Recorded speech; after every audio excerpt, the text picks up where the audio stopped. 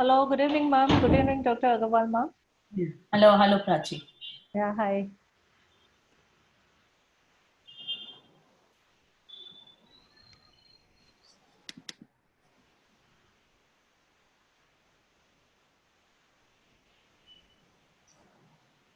Yes, we can see your screen.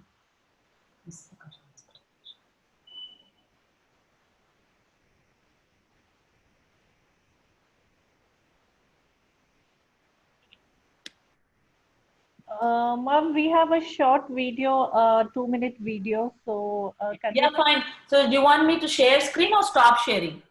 Ma'am, right now you can stop sharing. We'll Okay. share the Yeah, screen. I'll start again after you finish your video. Yes, and then we will introduce you, and then we will begin. So Sure, that's definitely. okay. Uh, Chitrakala, can you play the video, please?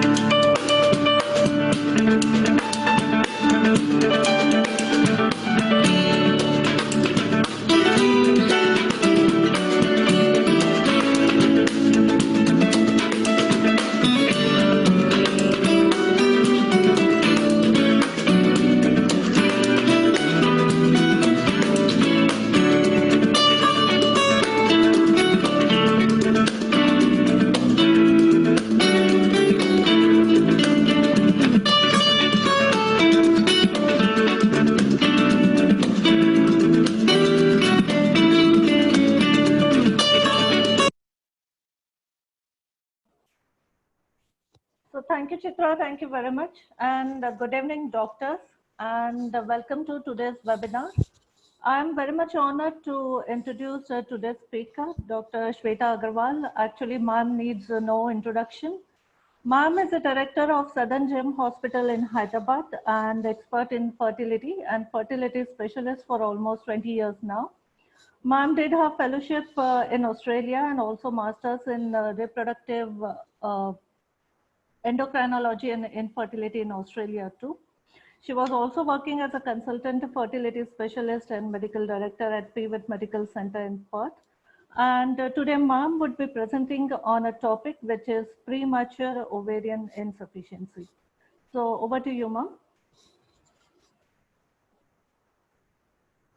Ma'am, you're on mute. So you have to unmute now. Can you Yes. see my screen? Yeah. Not yet, but we can hear you now. Okay.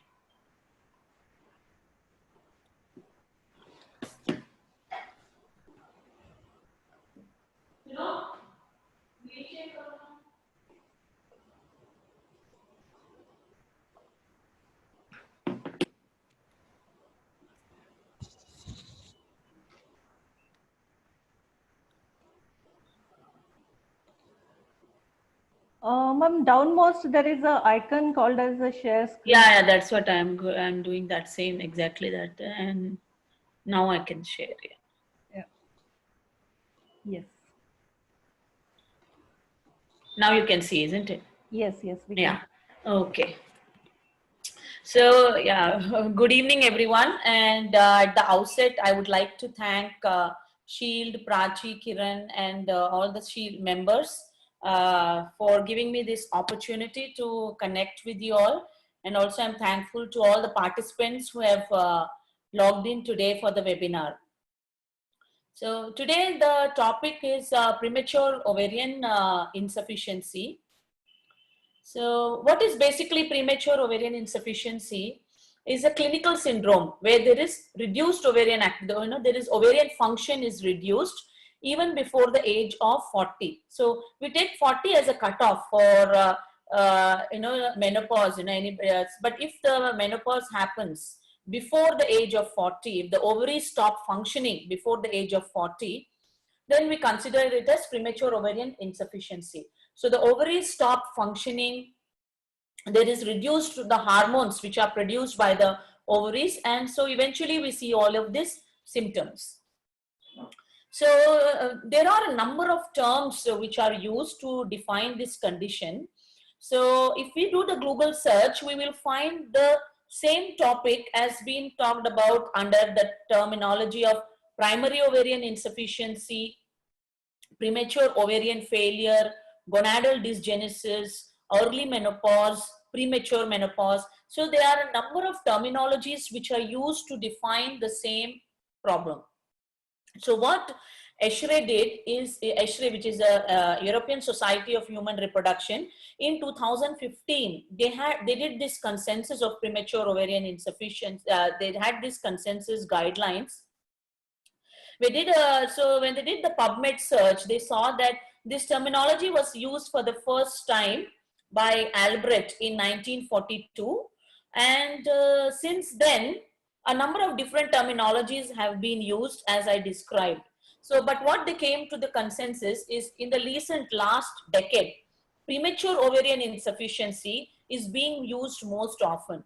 So in Europe, premature ovarian insufficiency is the terminology which is now used for clinical as well as research purpose.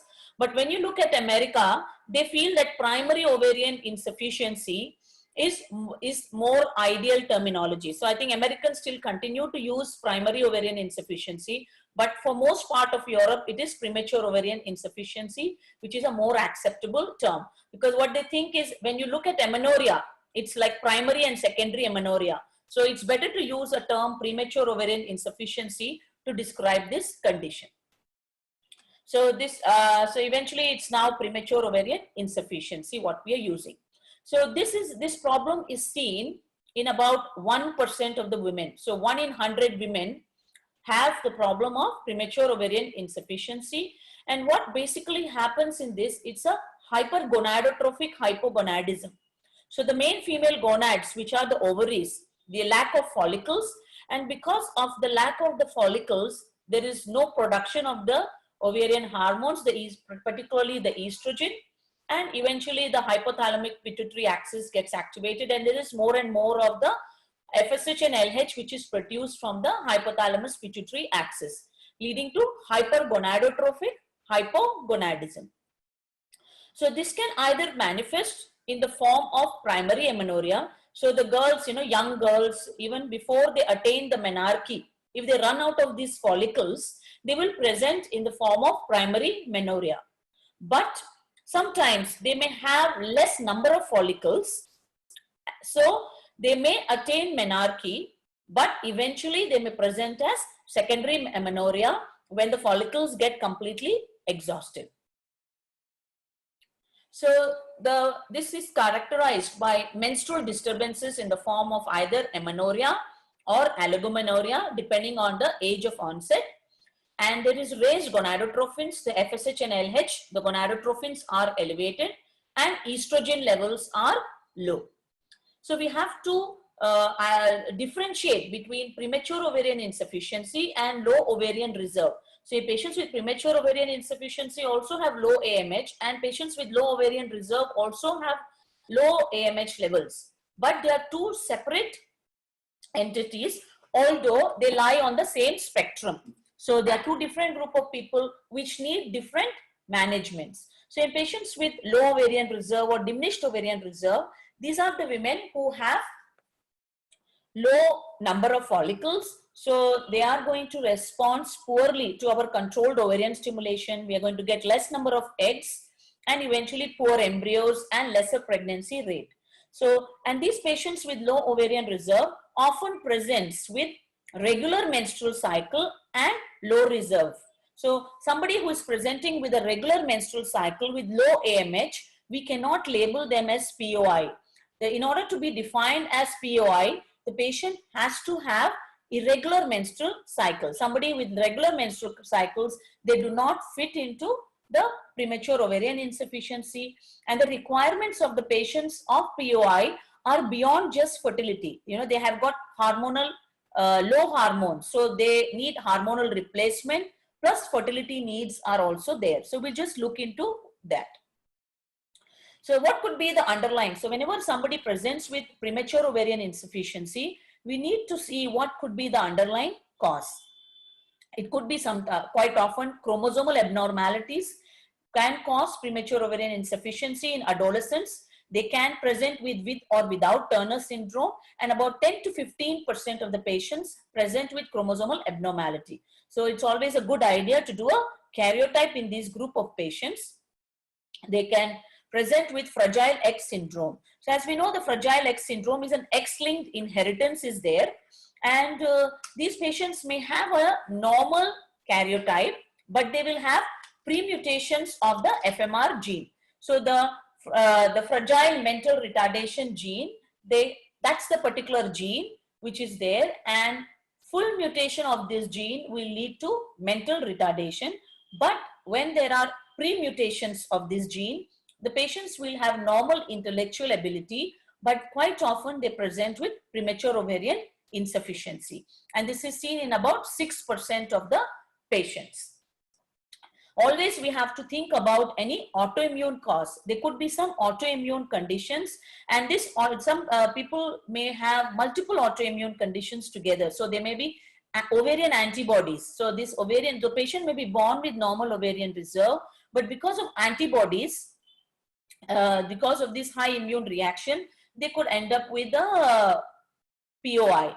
So we have to look at other autoimmune conditions such as adrenal or thyroid. So patients quite often with POI may have adrenal autoantibodies, thyroid autoantibodies can also be there. It can be caused because of some infection. So as with men, you know, testis, mumps infection, even with women, mumps oophorytis can lead to premature ovarian insufficiency. And of course, 90% of the cases, we cannot find out the underlying cause. It is idiopathic. Sometimes it could be because of chemotherapy, as we know in young girls and young women. Whenever we use chemotherapeutic agents such as primary alkylating agents, particularly cyclophosphamide or anthracyclines, these agents can cause damage to the ovary. So they can damage the ovarian follicles and reduce the number. So then the effect depends upon the type of the chemotherapeutic agent, the duration of therapy, the dose of the agent, and the age when this particular therapy was given. So sometimes following chemotherapy, the patient can resume normal menstrual cycles, but we have to be watchful that they may develop POI later in life also. And radiation therapy, so for some reason, if the patient needs pelvic radiation, there will be immediate loss of ovarian function, and that is called as acute ovarian failure. Sometimes this acute ovarian failure can be transient, particularly in young girls. They can again resume ovarian function. So whenever you are exposing the pelvis to dosages of more than 10 gyrons, there is a significant risk of acute ovarian failure. And it could be even surgeries, any ovarian surgeries. For some reason, the patient may need hysterectomy along with bilateral salpingo-oophorectomy, or patients with recurrent ovarian endometriomas. And when we do these ovarian surgeries repeatedly, there can be loss of ovarian function over a period of time. So whenever you're looking at a patient with POI, we have to look into these iatrogenic causes as well as the other causes as we discussed. Presentation of the patient. So women with POI, they can present with typical symptoms of estrogen deficiency. So because of low hormones, they can have hot flushes, vaginal dryness, dyspareunia, or even sleep disturbances they can present with. So because of the sudden loss of the ovarian function, particularly those who had attained menarche, and then subsequently when they lose ovarian function with estrogen deficiency, these symptoms are more dominant in this group of patients.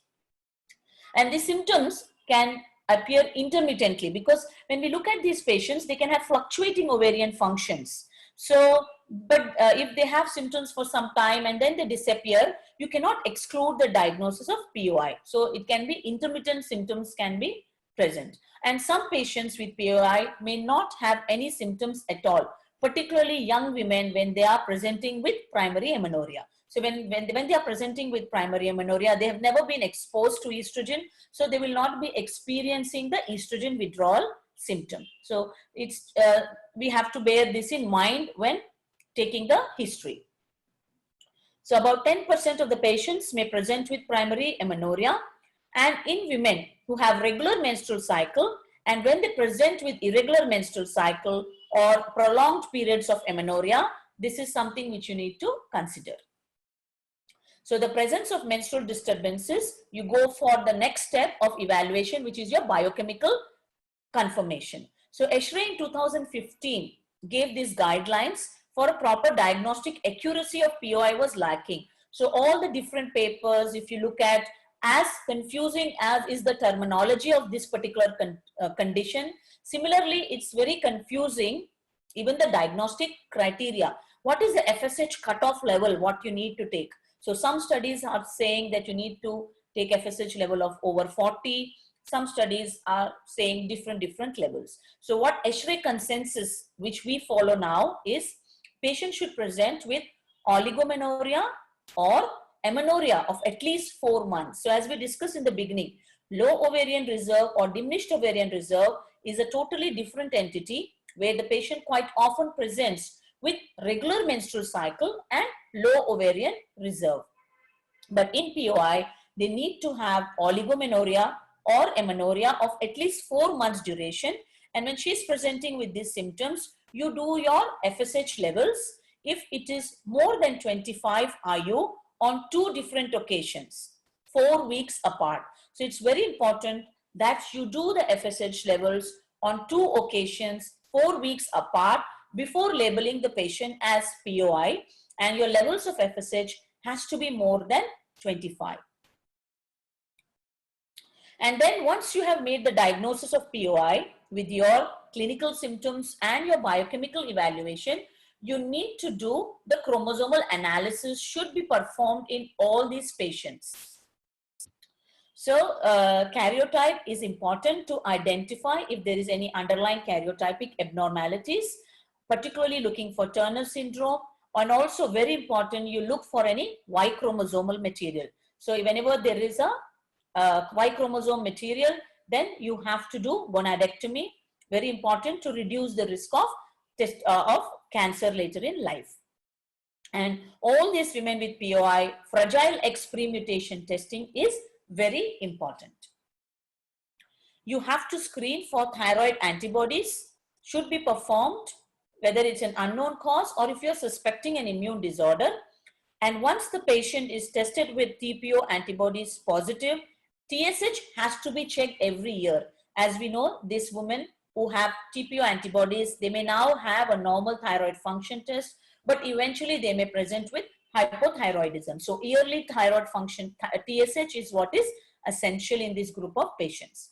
And again, this group of women are more prone for adrenal autoantibodies. So screening for 21-hydroxy and adrenal antibodies should be considered for this group of patients.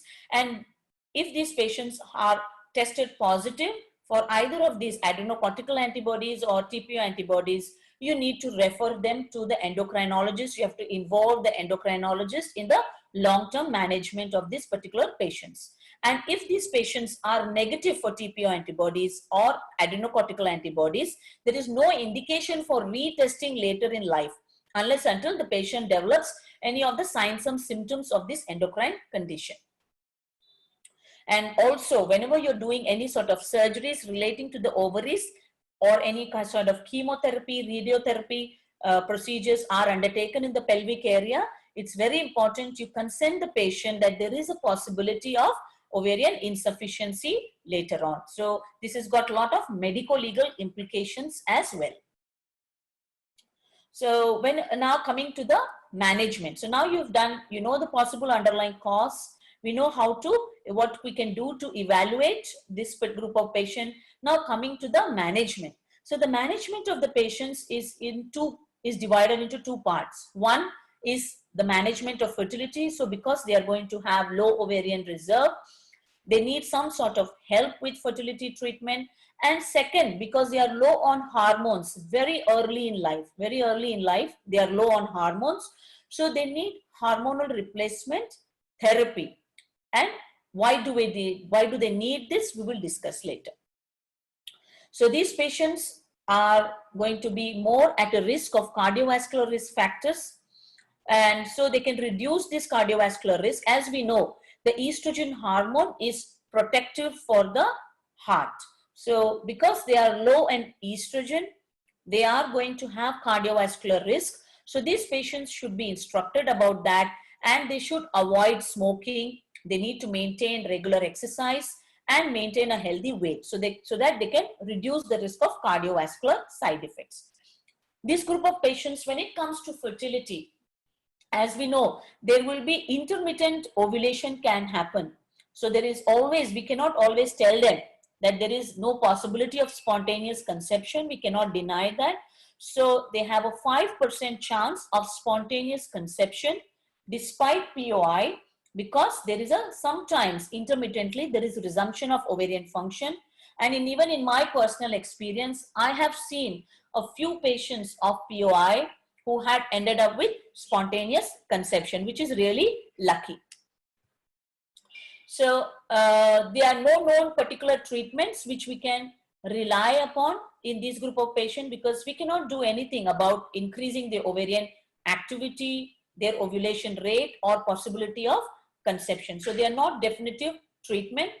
There was 7 randomized controlled trial which looked at various therapies what we can give in these patients, but none of them was statistically significant in increasing the ovulation or pregnancy rate in this group of people. So oocyte donation is the best option for fertility in this group of patients. So we have to counsel. This is a very sensitive issue. As we know, oocyte donation may not be acceptable to every woman. So whenever you're dealing with a patient with POI, you have to understand the sensitivity of the problem. When you are delivering this information to the patient, you have to be very, very empathetic. You have to understand the sensitivities of this. So quite often these are young girls, they will be less than 30. A lot of women are less than 30 or around that age group. So quite often you may find POI in unmarried girls. So we have to be very sensitive about giving this information. You have to give them the information regarding the hormone replacement therapy which they need to use, and long-term impact of this, that they will need oocyte donation. And hormone replacement therapy should be started very early in life whenever you diagnose them, because they need this hormone replacement therapy, one, for their generally whatever the estrogen hormone is going to provide to the body until the age of natural menopause. They need this HRT therapy until the age of natural menopause. We have to continue, one, for the general health. Second, they need a good uterine development.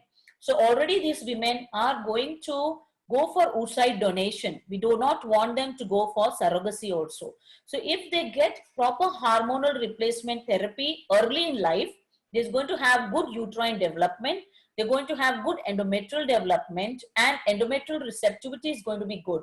So when you go for an embryo transfer or embryo replacement later on, when she decides to start a family, the uterus and the endometrium is well developed, so the chances of implantation and pregnancy will be good. So we have to counsel these women. Quite often when you diagnose a patient with premature ovarian insufficiency, these young girls, they might get nervous and they may not come back.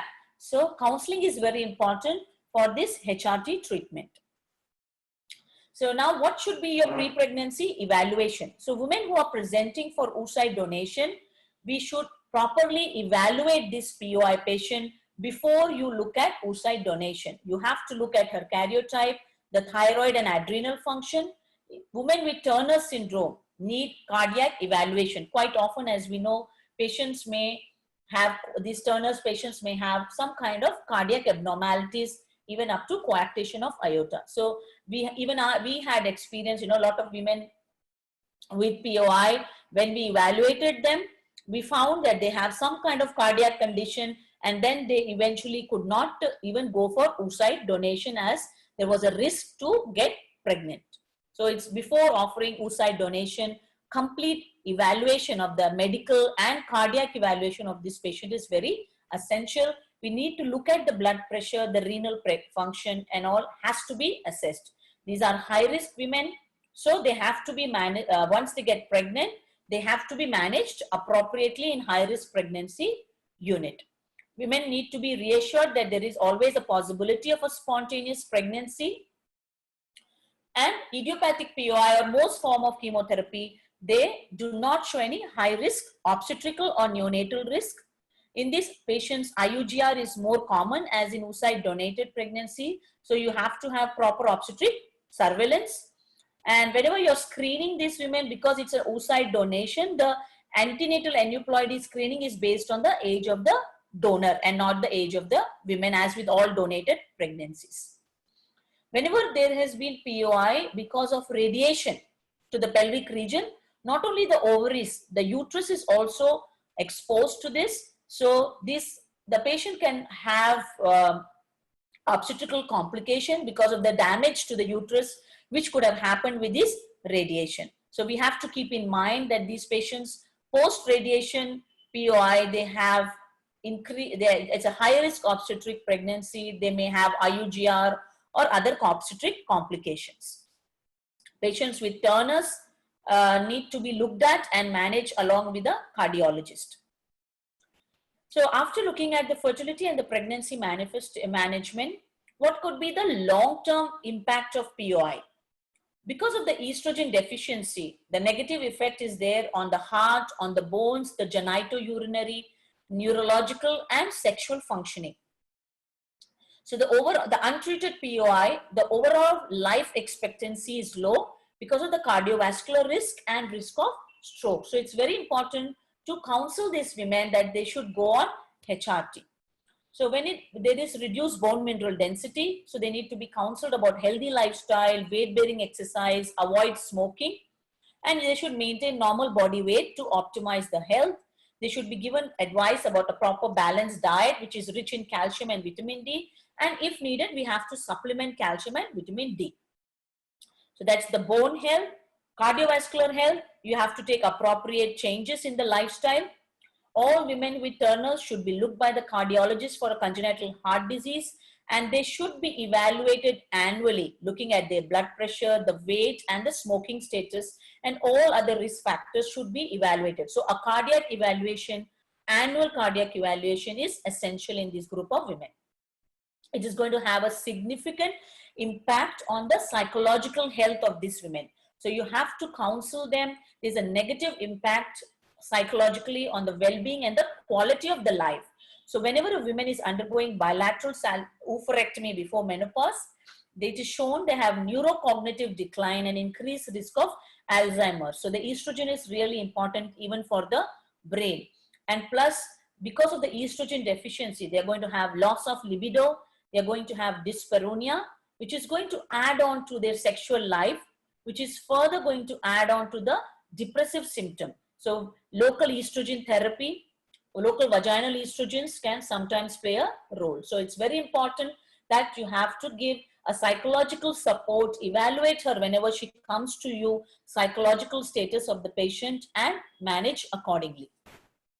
Coming to the hormonal replacement therapy. So early initiation of the HRT is recommended with this group of patients, and you need to continue this until the age of natural menopause. So the women may present at 25, 30 in that age group. You need to continue at least until the age of 40.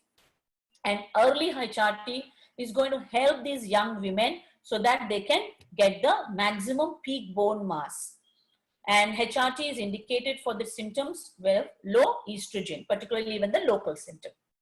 So the type of HRT what you're going to use is it can be in any route. So the route or the method of administration is according to the preference of the patient and the clinician.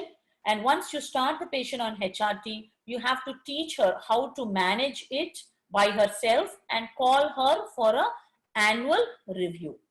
No routine monitoring is required, and only if there is specific symptoms or specific concern, then you need to look at these women. So estrogen hormonal replacement can be in the form of 17-beta, estradiol or ethinyl estradiol, or conjugated equine estrogens can be given. Ethinyl estradiol, which is a synthetic estrogen in the oral contraceptive, it gives a pharmacological rather than the physiological replacement dose, and it has got unfavorable effect on the lipid profile and increased risk of thromboembolism. So 17-beta estradiol is a more preferred estrogen as regards to the cardiovascular protection and the bone health. So you can give the oral form or in the form of patches or in the form of implants. Oral or the patches are the more preferred. In India, oral ones are more easily available rather than the skin patches. So we end up giving more of the oral medication in the form of oral estradiol valerate. Always you have to combine it with the progesterone. The progesterone you can give either the micronized vaginal progesterone, or you can give the synthetic progesterones in the form of norethistone or medroxyprogesterone, or you can give her levonorgestrel IUCDs. And the regimens what you can follow is either a continuous regimen. When you're going to give a continuous combined regimen, she's going to end up with amenorrhea. But most of the women, psychologically, they feel that they want cyclical regimen, who want regular menstruation, or those who are planning a pregnancy. These are young women. They want to be like their peers. They would like to have a regular menstrual cycle. It gives them a psychologically better positive feeling. So I usually prefer to give cyclical regimen and like to give them a menstrual cycle. The dose of estrogen what you give in HRT should be producing your physiological estradiol level as in found in the normal menstruating women of 50 to 100 picograms per ml. So try to adjust your dose with that. So 2 to 4 milligrams per day of estradiol valerate is more than sufficient. So 2 milligrams of estradiol valerate you can give that, or in the form of patch. 100 microgram patches are available which can be applied twice weekly. If the patient has significant urogenital symptoms, you can give local estrogens in addition to your systemic HRT can be given, and even for dyspareunia, local estrogen is a good option. So when you're going for the progesterone, the continuous regimen is norethistone 1 milligram per day, or MPA 2.5, or 100 milligrams of micronized progesterone. And when you're going for the cyclical regimen, you can give in the last 10 to 12 days of every month 10 milligrams of medroxyprogesterone or 200 milligrams of micronized progesterone. And once you teach the patient, she can manage herself. These are young women who are quite intelligent, and they can manage themselves these regimens of estrogen progesterone, and they can come back to you annually. So coming to the risks, normally what HRT has, so women can be counseled that there is no increased risk of breast cancer in this group of patients because you're giving the natural estrogens which would be actually produced in their body up till the age of natural menopause. If they're going to use this HRT, it's not going to have any serious side effects. In women who have hypertension or those who are at a risk of thromboembolism, the transdermal route is most often preferred. And coming to what can be the implications on the women's relatives? So as we have discussed, the fertility management, pre-pregnancy evaluation, management during pregnancy, and the HRT management. So we have managed well POI, but when we diagnose a woman with POI, it's very important that the family counseling also is needed. So the relatives of these women, they should, particularly if she's having fragile X mutation, she should be offered genetic counseling and testing. So particularly the siblings, the sisters should be offered this testing. Currently, there is no proven predictive test to identify women who will develop POI unless they have a known mutation known to be related to this POI is detected. There's no established POI preventing measure. Somebody who's diagnosed with fragile X mutation, there is no ways we can prevent POI. It's just we can counsel them that they are at a risk of POI, and they can plan for oocyte freezing as an option of fertility preservation can be offered to these women who have fragile X mutation and they have not yet developed the symptoms of POI. Okay, so with this we come to the end of my talk, and we can take questions probably at the end of the talk, Prachi, isn't it? Yes, ma'am. Thank you very much. At the end of talk, we will take. So there is another talk by Dr. Poddar. So after that, we'll take all the questions. So there are a lot of comments regarding your talk, ma'am. Everybody is very happy and excellent talk. That has already been mentioned. So without further ado, I will introduce the next speaker. Our next speaker is Dr. Ruchita Poddar. Ma'am is a DNB radio diagnosis and also fellow in Obs and Gynecology Ultrasound, fellow in fetal medicine, and ma'am is going to present on first trimester scan, NT and beyond. So over to you, ma'am. Thank you very much. We can see your screen, yes. Yeah, am I audible? Yes, ma'am, you are audible. Okay, so it was a very nice talk, Dr. Shweta. I would like to thank Kiran and the entire SHIELD team for giving us an opportunity again to connect with everyone. So today I will be presenting first trimester ultrasound, NT and beyond. So whenever we talk about first trimester screening, we do screening for trisomy 21 and other chromosomal defects. Apart from that, we also do the early anatomical evaluation, and it is also useful for diagnosis of multiple gestation and for defining the chorionicity and amnionicity, and for the prediction of eclampsia. So the first trimester screening is not just confined to only NT scan. There's a lot more to it apart from just NT scan. And whenever we are talking about screening for chromosomal defects, there are multiple factors which we look into. All the factors are the maternal age, nuchal translucency, fetal heart rate, and other ultrasound markers like nasal bone, ductus venosus, tricuspid regurgitation, and the frontomaxillary facial angle. And then we also look at the serum biochemistry. So maternal age is important because we all know that as the maternal age increases, the chances of having a chromosomally abnormal baby also increases. So, but every woman has got a risk of having a chromosomally abnormal baby, and that risk is known as the priori risk, and that priori risk is dependent upon the age, the maternal age, and the period of gestation. Then after, when we do the ultrasound and we find the ultrasound markers, they are all given likelihood ratios, and these likelihood ratios are then multiplied with the priori risk, and we get the final calculated risk of that mother in that pregnancy and at that gestation. The nuchal translucency. The nuchal translucency is nothing but a sonographic appearance of subcutaneous fluid behind the neck of the fetus. And we use the term translucency even if it is a clear fluid or it is a septated fluid, and whether it is just present around the neck or it is confined only to the neck or to the entire body of the fetus. And the chances of chromosomal and other abnormalities are more related to the size rather than the appearance of the NT. More is the size of the nuchal translucency, more are the chances of chromosomal abnormalities.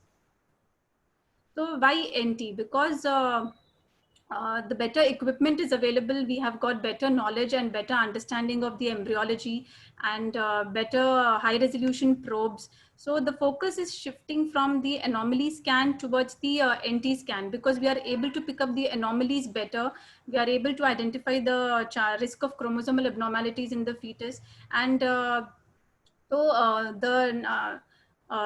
importance of the anomaly scan in relation to the NT scan is less compared to what it is now in the NT scan, because we are able to pick up things more earlier in the gestation rather than waiting for up to 20 to 23 weeks. And any interventions if required, particularly if the patient is having any lethal anomalies, the termination is easier, both psychologically also for the mother, because she's not that much attached, she's not psychologically that much affected if it is by 13 weeks. So that is why the focus is shifting towards the NT scan. So what is the technique of NT? We should try to get a mid-sagittal image of the fetus, and we take the CRL should be around 45 to 84 mm. The fetus should be in a neutral position and it should be away from the amnion. And a small pocket of fluid should be present between the chin and the chest of the fetus. And when we are taking the NT, in this section, we first take the CRL and then we zoom the image so that the image occupies only the fetal head, and the thorax occupies the entire screen. And the zygoma should not be seen, because if the zygoma is seen, that means it is not a true sagittal image, it's a parasagittal image. And the placement of the calipers is also important. The calipers should be placed on to on. So this is the guidelines which are given for the measurement of the NT. So the errors can be either the errors of for at the time the image is like you have to always look at this chin chest gap. If there is too much of flexion, that is the chin chest gap is less than 0.4 millimeters, or if there is too much of extension, that is this chin chest gap is more than 0.6 millimeters, then it is not a correct position for measuring the NT. The ideal should be a neutral position with a slight gap in between the chin and the chest. So why is NT important? Why is it given so much of importance? Because in studies, it has been shown that when the NT is less than the 95th percentile, then the chances of chromosomal anomalies are very less. Any other major fetal anomalies are also very less, and the chances of the baby being alive and well is 97%. But we can see in this that as the NT increases and crosses the 95th, the 99th centile and further, at that time, the chances of the chromosomal defects also increases, chances of the fetal death is also more, and major fetal abnormalities also increases. Apart from that, the chances of the baby being alive and well is also less as the NT increases. So that is the importance of NT. The next parameter is the fetal heart rate. Normally, the fetal heart rate, it increases from 110 to 170 from 5 to 10 weeks, and then it decreases from to up to 150 beats per minute by 14 weeks. In fetuses which are in trisomy 21 and trisomy 13, and the Turner syndrome, the fetal heart rate is much higher than the 95th centile, whereas in trisomy 18 and triploidy, the fetal heart rate is lower than the 5th centile. Then the other ultrasound markers which we see are the nasal bone, the ductus venosus, tricuspid flow, and the frontomaxillary facial angle. Nasal bone acts as an independent variable, and once the nasal bone is present in the fetus, then the risk of aneuploidy is decreased by almost 3x. And if it is absent, if the nasal bone is absent, it has a likelihood ratio of 48 times, and it is seen in almost 70% of trisomy 21 fetuses. And the detection rate with nasal bone is 90%, and false positive rate has fallen from 5% to 0.5% with the single marker. And once the nasal bone is absent, it doesn't mean that the the fetus has to be chromosomally abnormal, because in 1.5% of euploid population also the nasal bone may be absent. So if the nasal bone is absent, we do not infer that the baby is having a chromosomal abnormality. We always need to calculate the risk before coming to any conclusion. The criteria for measuring the nasal bone, this is the same image which we take for measuring the nuchal translucency, and the same way the image has to be magnified so that only the fetal face and the upper thorax is included in the screen. It should be a mid-sagittal view of the fetal profile. And how do we understand, how do we identify the nasal bone is by this equal to sign which is present over here. The upper echogenic line is nothing but the skin covering the nasal bone, and the lower thicker and line which we see, this is actually the nasal bone. And another line which is seen a little anterior to the first line is the echogenic tip of the nose. So always this equal to sign should be looked for whenever we are trying to assess the nasal bone. So there are several studies have been done, and to check for the importance of the nasal bone length and its role in Down syndrome.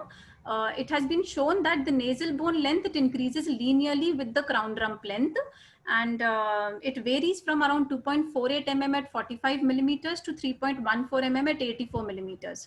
So if at all it falls below the 5th centile, then it can be concluded that it is a hypoplastic nasal bone. Then ductus venosus flow, the fetus should not be moving, and in cases of ductus venosus, the fetal thorax and the abdomen should be occupying the entire screen, and it should be a right ventral mid-sagittal view should be taken, and the sample gauge should be placed at the point of aliasing, because that is how you identify the ductus venosus, and it should be around 0.5 to 1 mm. We usually use it around 0.7 millimeters, and the angle of insonation should be less than 30 degrees. The filter should be between 50 to 70 hertz, and the sweep speed should be 2 to 3, so that around 4 to 5 waves are spread out on the screen, and you will be able to evaluate the waves better. For tricuspid flow, the thorax should occupy the entire screen, and you should try to get a apical four-chamber view of the heart, and the sample gauge should be placed in such a way across the tricuspid valve, and the angle of insonation should be less than 30 degrees with the interventricular septum, and the sweep speed should be 2 to 3 millimeters per second. And this is the normal tricuspid waveform, and this is how tricuspid regurgitation appears. The next is the frontomaxillary facial angle. This angle is seen between the upper surface of the palate and the forehead. And in euploid fetuses, the mean facial angle decreases from 84 to 76 degrees for CRL 45 to 84 millimeters. And in all the trisomies, the facial angle is usually above 95th centile, particularly in trisomy 18. Then the next is the serum biochemistry. So we know that in trisomic pregnancies, altered maternal serum concentrations of the fetoplacental products occurs, and the detection rate of trisomy is 90% for a false positive rate of 3% when you use the serum biochemistry in combination with the maternal age, NT, fetal heart rate, free beta HCG, and the PAPE. So in cases of chromosomal defects, in trisomy 21, the free beta HCG is higher and the PAPE is lower. But in trisomy 18 and 13, both the free beta HCG and the PAPE, they fall below the normal range. So once you get all these parameters, you need to put all the parameters in the software. This is a software which is free from the FMF site. You just need to take 3 images of NT, and you have to upload those images, and then you get the free software from the FMF site. And when you enter all the parameters in this software, it does a risk calculation for you. So this background risk is nothing but the priori risk of that mother at that point in time. And this is the adjusted risk after we have entered all the parameters. And we can clearly see that once all the ultrasound parameters are normal, the adjusted risk is much lower than the background risk. The same way, if there are some abnormal findings, we can see that the adjusted risk is much higher than the background risk. So that is how, after getting all the parameters, all these first trimester markers, and then we have to enter that into the software, and the software will calculate the risk for us. 5 साल से जो course चल रहा ना. So method of now which method should we use actually? So which method should we use? It depends upon the detection rates. So when only maternal age and biochemistry was used, the detection rate was only around 50%. But when we started NT, it went up to 70%. And when we combined it with the serum biochemistry, it was almost 80%. So maternal, but when we added little nasal dose, the detection rate went up to 90%. And when we combine the maternal age, fetal NT and nasal bond along with the biochemistry, the detection rate was almost up to 95%. Okay. So now which method should we ideally be using it? Like, is it possible that for all the patients, we have to go for serum biochemistry? So this was an article which was published in 2010, and according these people, they have studied only the maternal age and the ultrasound factors. Okay, because it is not possible that for a huge population, particularly in a country like India, that you do serum biochemistry for all the patients. So that is why these people, they just studied the ultrasound parameters to find out the detection rates. And according to them, when you combine the maternal age, NT, the ductus and tricuspid regurgitation, fetal heart rate, that is all the ultrasound parameters. And that gives us a sensitivity of almost 95%, which is similar to the one wherein you had combined it with the serum biochemistry. Okay, so they proposed that it is better to do in a single scan, in a single NT scan, when you can get all the parameters. That is more better for the patients, because even they will not be able to afford a serum biochemistry in every for every pregnant woman. It is difficult for them to go for a serum biochemistry. So they suggested that serum biochemistry, you can reserve it for the intermediate or the high risk patients. So we follow this protocol in our center. We first calculate the risk for trisomy based on all the ultrasound markers. And if the patient is coming in high risk, we directly offer them the invasive testing, that is CVS or amniocentesis. And if the patient is in low risk, no further testing is suggested. If the patient falls in intermediate risk, that is we are not able to, like it's neither high nor low risk, 1 in 250 to 1 in 1000, then we offer them serum biochemistry. And based on this combined screening, that is the ultrasound and the biochemistry, then again when we get it, whether it is a high risk or a low risk and the intermediate risk. If suppose the serum biochemistry and the combined screening turns out to be positive, then we offer invasive testing to the patient. If it is negative, no further testing is needed. And if it is intermediate, then you offer them NIPT. Can NT alone be considered enough? There are several studies which have been conducted, and according to them, if the NT is more than 3 millimeters, then there is minimal benefit in waiting for a combined screening. But when the NT is more than 4 millimeters, there is no benefit in waiting for a combined screening, and these patients should be directly offered the invasive testing. Now, apart from the first trimester screening and the risk calculation, the extended advantage of the first trimester scan is that we can do a good anatomic evaluation, and based on the we can always find these anomalies like your acrania, holoprosencephalus, exomphalos, gastroschisis. These can always be picked up, and mostly we can pick up the spina bifida, lethal skeletal anomalies, arthrogryposis, and certain cardiac anomalies. And occasionally we can pick up the posterior fossa anomalies, cleft lip, cleft palate, and diaphragmatic hernias. And there are certain anomalies which can never pick up on the first trimester scan because it is still evolving. So these anomalies are all evolving anomalies which will develop later on in the gestation. So that is why we cannot pick up these anomalies in your first trimester scan. So acrania. Acrania is basically absence of the calvarial bones. So by 11 weeks, we will be able to identify the frontal bones. The ossification of the frontal bones is completed by that time. So during the first trimester scan, we should always focus to look at the frontal bones. And in cases of acrania, the frontal bones will be absent, but the cerebral hemispheres are well developed. So you should always try to look for this frontal bone, whether it is present or not. The ossification has to be always try to look at the ossification of the frontal bone. Alobar holoprosencephaly. So we all know this section, which we always identify in the first trimester. It is like you can identify the midline forks here, and you can identify the choroid plexus filling the two lateral ventricles on either side. This is the typical butterfly sign which we identify in the first trimester.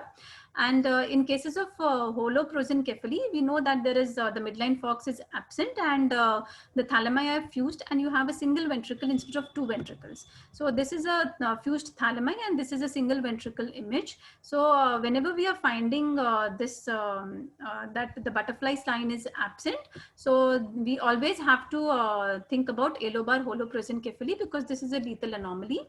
And usually it is in 2/3 of the cases it is associated with aneuploidies, and 1/3 can be euploid.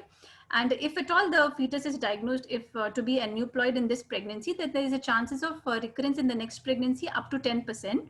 And if it is a euploid fetus, then the recurrence risk is only 1% in the next pregnancy. So this helps us to counsel the patients accordingly.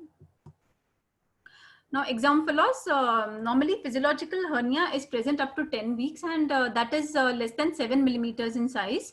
And once it is more than 7 millimeters before 10 weeks or more than 10 millimeters after 10 weeks, then it is not physiological. That means it is pathological.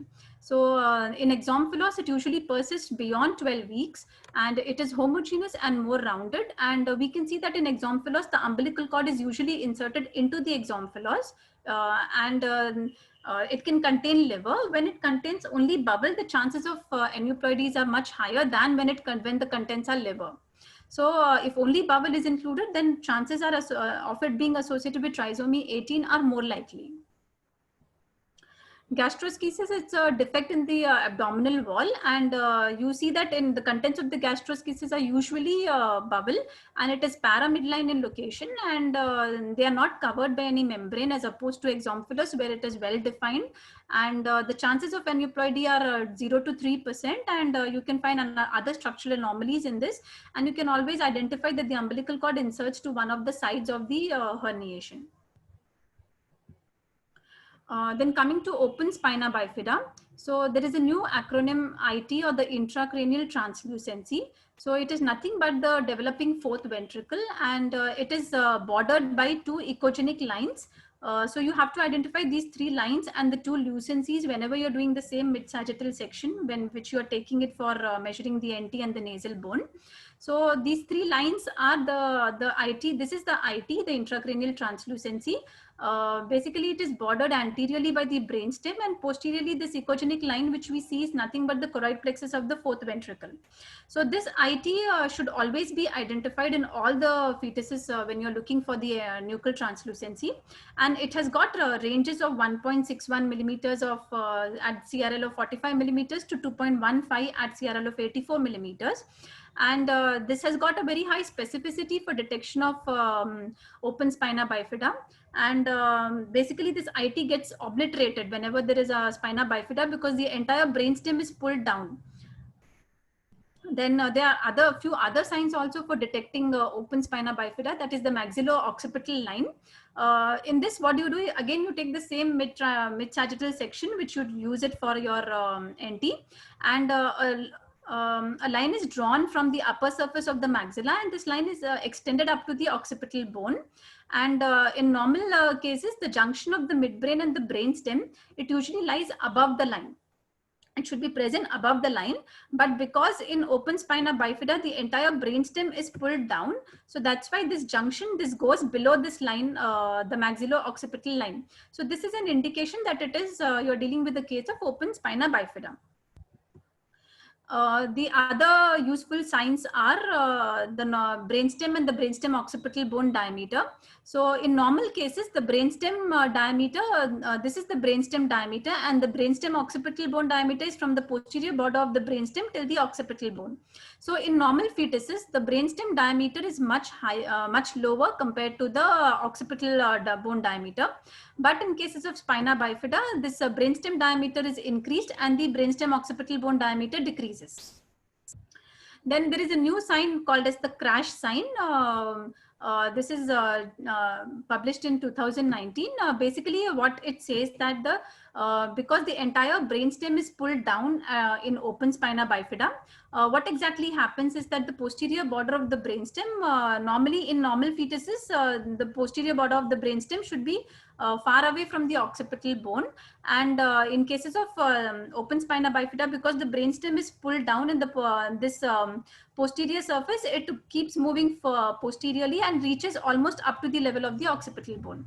So this is a crash sign where the brainstem is moving behind and it is literally crashing into the occipital bone. So that is a new sign which indicates that if at all this is present in the axial view, it is suggestive of open spina bifida. The next is megacystis. Again, in the same mid-sagittal view, when you take the entire CRL section, you should be able to identify the normal bladder. And this is the normal bladder, which you can identify in the pelvis. And the vertical diameter should be around less than 6 millimeters. And by 9 to 10 weeks, the fetal bladder can be well appreciated. And the sonographic sign to identify the bladder is that it should be present in between the two umbilical arteries. So if the bladder diameter is more than 6 millimeters, then it is suggestive of megacystis. Again, when the bladder diameter is between 7 to 15 millimeters, there is higher chances of its association with aneuploidies. And when it is more than 15 millimeters, the chances are that it is progressive obstructive uropathies more than aneuploidies. Now, cleft lip palate also can be suspected in the first trimester. The palatal fusion, usually it is completed by around 11 weeks, and the palate is well visualized when the CRL is more than 50 millimeters. So in the sagittal section, you can identify the palate as an intact line. And in the axial view, at the axial, alveolar ridge of the maxilla, there you can identify the palate. And in the coronal view, the base of the retronasal triangle, this is the retronasal triangle where these are formed by the nasal bones, and this is the base of the retronasal triangle, and this base is nothing but the palate. So all these three sections we routinely have to take when we are doing the NT, and you will be able to identify the palatal intactness of the palate in these three sections. So this is a study where they said that in the mid-sagittal view, the same view which we are doing the NT, when the maxilla, which we visualize, it should be complete and intact and a solid line. If there is any gap in the maxilla in this view, so that is a clue towards the presence of a cleft palate. For example, in this image, we can clearly see that this is an intact line in the same NT view which we are taking. And this is a fetus where you find that there is a gap in the maxilla. So this gives us a clue towards that it could be a possibility of cleft palate. In agenesis of corpus callosum, there is another sign wherein in case patients where the corpus callosum is present, this is again the same mid-sagittal view where you're looking for the NT. You can measure the falx diameter, wherein it's from the vertex till the upper portion of the midbrain. And this is the falx diameter, and this is the midbrain diameter. So in normal fetuses, the midbrain diameter is less than the falx diameter. So the midbrain to the falx diameter ratio is lower. It is around 0.5 to 0.6. Whereas in patients with in fetuses with the agenesis of the corpus callosum, the midbrain moves little, it's located a little higher up. So the falx diameter is little less, and this midbrain diameter is higher. So that is why the midbrain diameter to the falx diameter, it becomes 0.79. The ratio increases. Then micro and retrognathia. So basically, we are taking this frontomaxillary facial angle. In the same, the opposite of this, the mirror image of this is nothing but the maxillomandibular facial angle. So this maxillomandibular facial angle, it decreases from 114 degrees to 103 degrees. And the ratio between the frontomaxillary and the maxillomandibular facial angle remains constant throughout at 0.74. And but what happens is in fetuses with trisomy 18, because they are associated with retrognathia and micrognathias, this angle changes. So the ratio between the FMF increases and the MMF angle decreases. As a result, the ratio increases. It goes up to 0.86. So this is a clue towards diagnosis of retrognathia. And another clue towards retrognathia is like when we take the premaxillary triangle view, the retronasal triangle view. In this, these are the two nasal bones, and we had seen that this is a palate, which we had already seen. And these two dots in which we get below this triangle, these are actually the ends of the mandibular bone. Because in retrognathia, the mandible is smaller in diameter and it moves behind.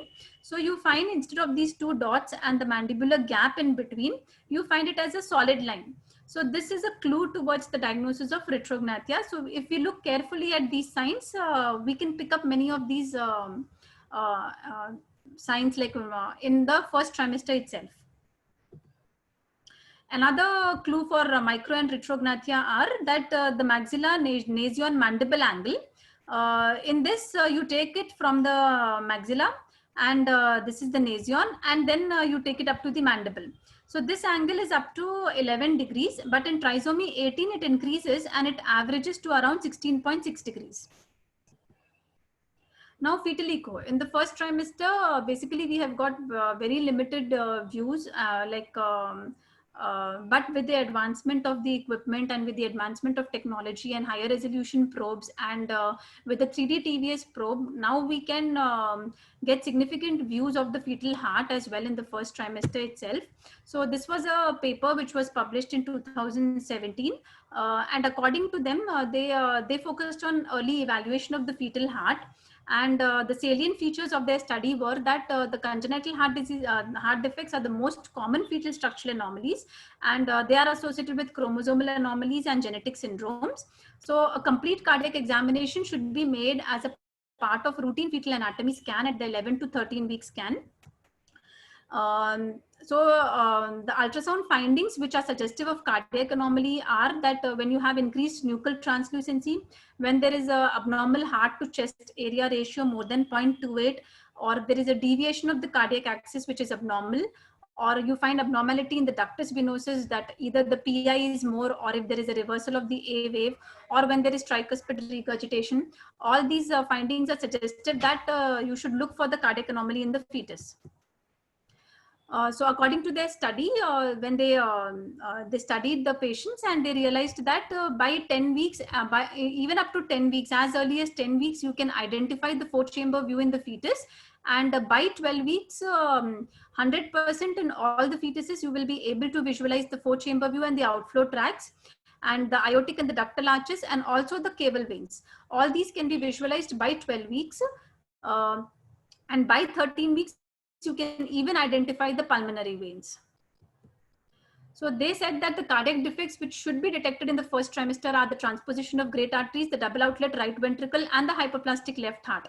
These defects should be identified in the first trimester itself, and that might be detected are the coarctation of aorta, the tetralogy of Fallot, AV canal defects, and the truncus arteriosus. And the cardiac defects which cannot be detected or unlikely to be detected are the ventricular septal defects, Epstein's anomalies, the aortic and pulmonary valve stenosis, and the cardiac tumors, because they are still evolving anomalies, and so they cannot be picked up as early as the first trimester. So the conclusions of their study were that early evaluation of fetal heart should be considered in all women, and in low risk groups, they could detect 40 to 50% of the anomalies, and in high risk women, they could achieve more than 80% detection rates. And before 12 weeks, the transvaginal scan provides adequate images. And after 12 weeks, you can get reliable images even on transabdominal scan.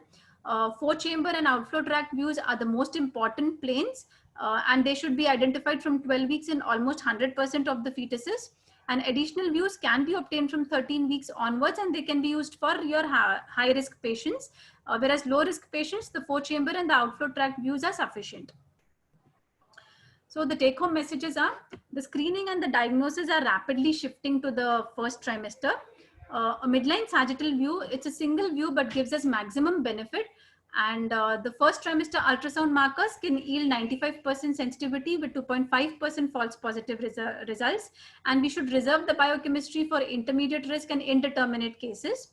Early anatomical evaluation should always be followed up with examinations in the second trimester in uncertain situations, because not all anomalies can be picked up in the first trimester.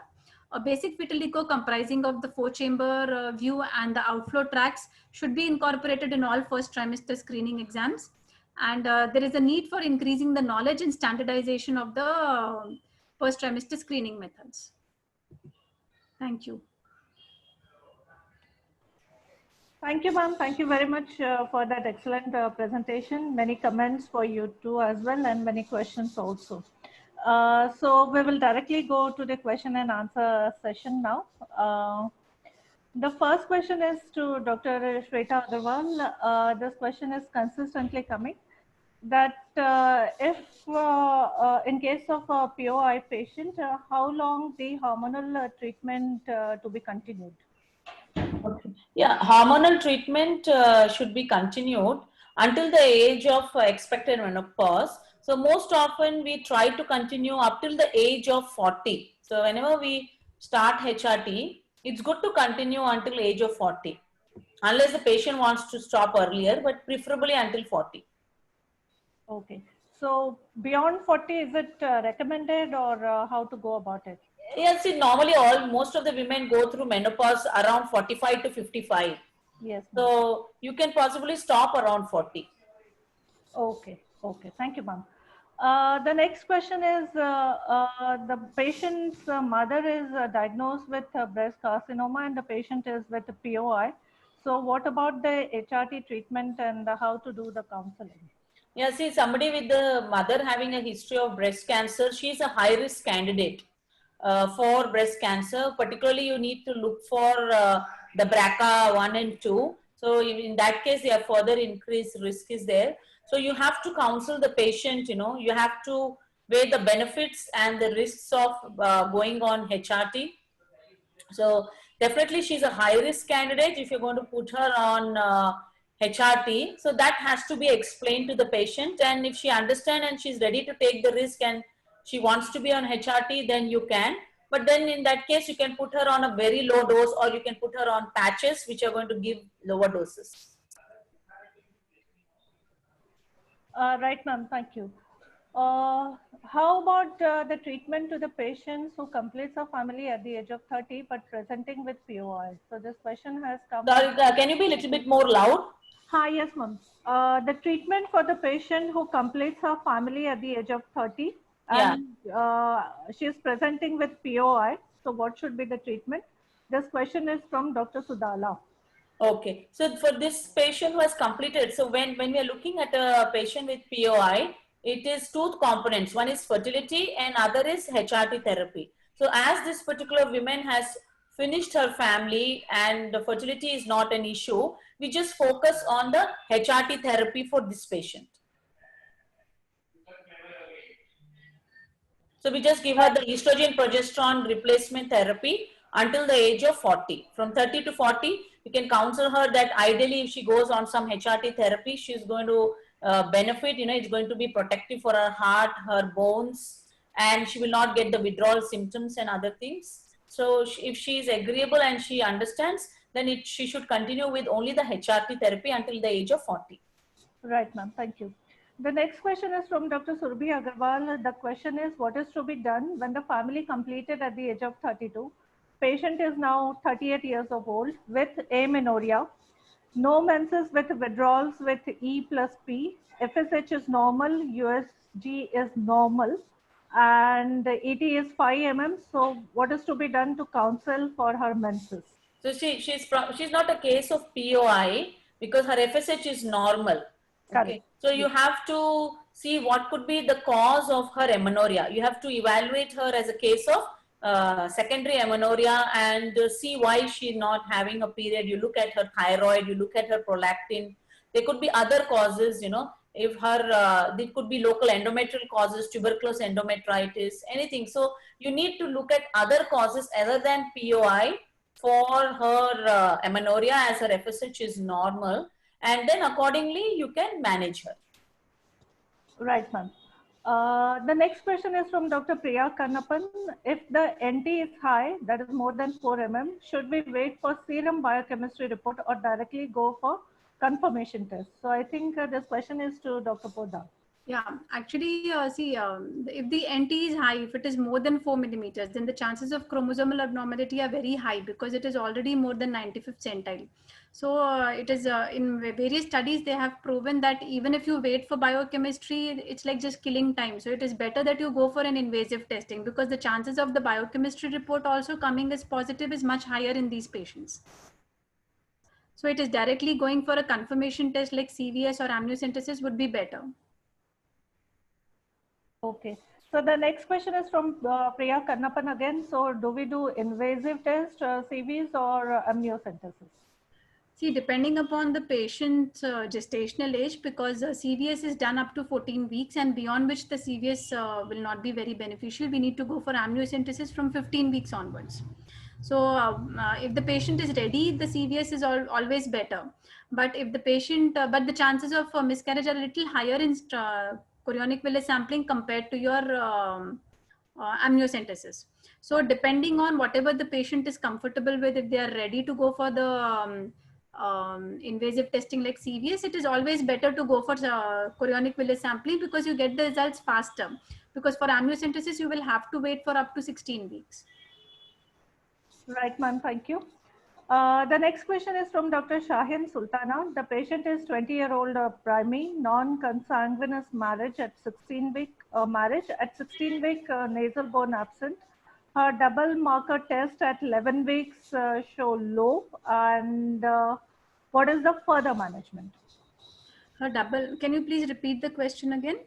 20 years old primary non-consanguineous marriage, 16-week nasal bone absent, double marker test at 11 weeks showing the low risk. I hope my question is correct. So what is the further management?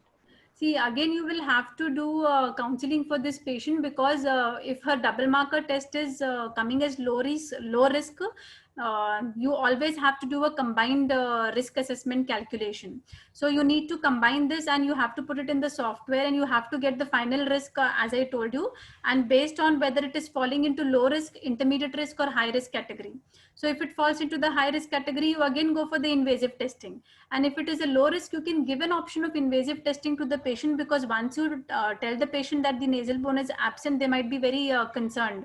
So if the patients are interested, they can go for the invasive testing. Otherwise, just reassurance is enough. And if at all it is still indeterminate after calculating the risk when you do the combined screening, then you have to offer them for NIPT. And based on the results of NIPT, if it is coming out to be positive, you have to go for your invasive testing. Right, ma'am. The next question is the kind of software is used for the calculation of risk. Sorry? Software which is used for the calculation of risk. Okay, this is a software which is given by the FMF, the Fetal Medicine Foundation site. So basically what you have to do is you have to do a short course, I mean an online small reading course in for NT, and then they will ask you to submit three of your NT images. And once you submit those 3 NT images, they will send you a link for the software, which is a free download. You can download it free from the FMF site and you can do the risk calculation from the software which they have sent from the FMF site. Right, ma'am. I'm just checking if there are any more questions.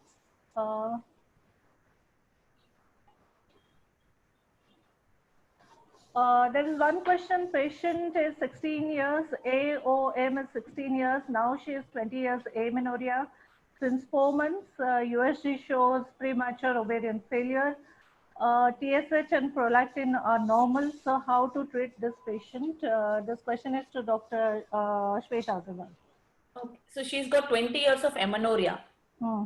Yes, ma'am. And what's a patient? She is 20 years and amenorrhea since 4 months. USG shows patient is 20 years old and she's got 4 months of amenorrhea showing premature ovarian failure, normal thyroid and prolactin levels. Yes, I mean, you have to first to see that she fits into the diagnosis of premature ovarian insufficiency or not.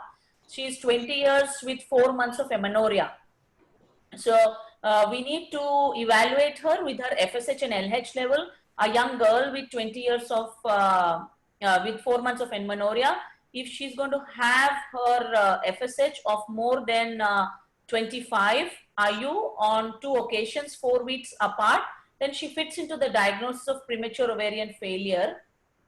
And then you manage her accordingly, depending on what is her desire. At age of 20, you know, as we know in POF, there are 2 things. One is fertility and the second is hormonal replacement. So 20 years with POF, if she's not desiring fertility at that point in time, if she's not married, she does not want to have children, at that point you're going to go for HRT therapy in order that she gets her regular menstrual cycle, you know, she gets regularly withdrawal bleeding. So it gives a sense of satisfaction to her mentally with her peers. Who, you know, the girls at that age tend to talk with each other about the period. So she gets a regular menses every month, regular withdrawal bleed every month. So you put her on HRT, that's going to take care of her withdrawal bleed every month and also of her uterine development. You have to counsel her that she is a case of POF. So when she is going to plan her family, there is a 5% chance of spontaneous conception. It can happen. But if in case she does not get pregnant when she is desiring a family, she may have to go for oocyte donation. Right, ma'am. Thank you very much. I don't see any more questions in the chat box. So my next question is, ma'am, can we share the link or the recording of this presentation to our audience? Yeah, definitely, Okay. Prachi. You can share with all the you know, doctors who have logged in, or you can put it on YouTube or whatever, wherever you feel comfortable. Okay, ma'am. So these questions are coming frequently that doctors do want to have the link in the presentation. So yeah, sure. We can share. No problem. Yes, and there are no more questions in the chat box, so ma'am, we can very well close this webinar. Okay. So Thank you so much, Prachi. It was a really Thank nice you. interactive session. Thank you, Ruchita ma'am. Thank you, Shweta ma'am. Very Thank much, you, very honored and privileged to have you on this webinar. Thank you very much. Thank you. Bye. Bye bye.